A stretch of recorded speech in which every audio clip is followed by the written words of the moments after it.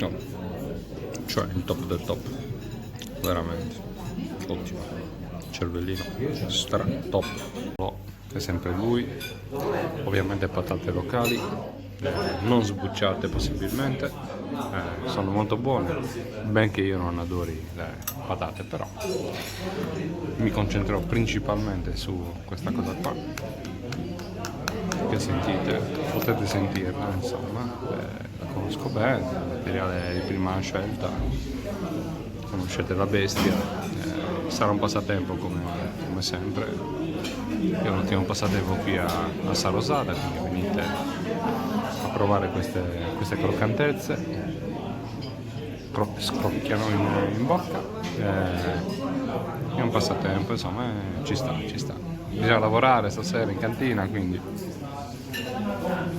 ci vogliono un po' di energie. Questo è un modo più semplice per arrivare alle energie corrette per poter seguire adeguatamente la cantina. Quindi vi saluto, ciao ciao.